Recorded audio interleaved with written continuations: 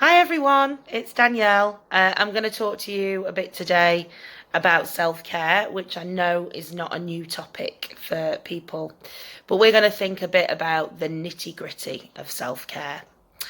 So self-care is a phrase that's used a lot nowadays. We hear people talking about it and saying how important it is to our well-being, but often the version of self-care that we see in the media is only one small aspect of the whole concept. Because self-care has become a buzzword that companies use to sell us things like chocolate and beauty products and candles. And it's often presented as something indulgent, something that we do every so often to help ourselves feel better and to treat ourselves. But is that really what self-care means? Because actually self-care fundamentally, when you get down to it, just means looking after ourselves. And there's lots of different aspects of our lives and of ourselves, and these need attention in different ways. So we have to take care of our physical needs, our emotional needs, and our spiritual needs. So for physical needs, this can include eating food that nourishes our body, but that also makes us happy. It also means moving our bodies and exercising. But it also includes getting enough sleep, taking any medication that you're prescribed, or going to see a doctor if you need to.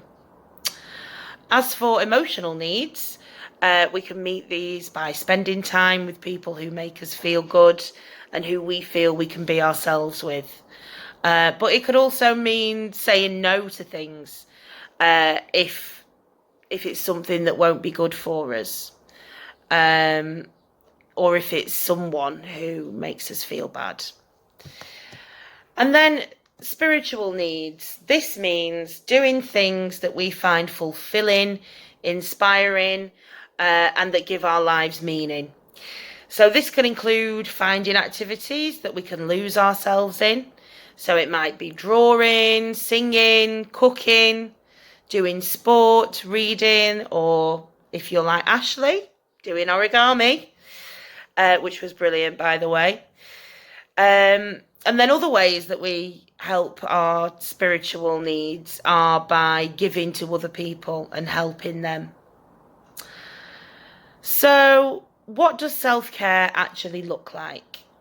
It might be stopping yourself from binging another episode of that series on Netflix because you need to go to sleep. It might be saying no to spending time with a friend who makes you feel bad about yourself. It might be making yourself clean your room even though you don't want to, because you know you'll feel better when it's done. So far from having the occasional day of indulgence where we have a bubble bath and eat lots of chocolate, although that is also great, self-care is actually more about discipline. So when I'm talking about self-care like this, it probably sounds a bit boring. But to be honest, that's kind of because it is.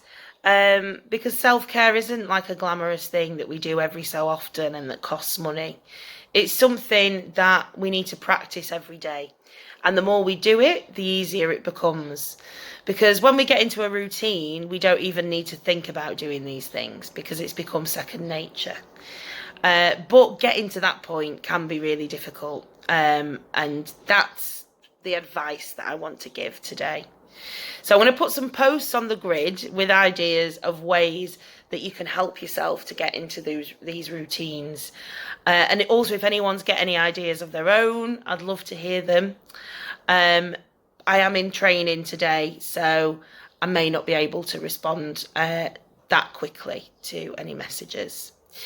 But finally, just a reminder to all of us that when we're practicing self-care, we need to be kind and forgiving to ourselves.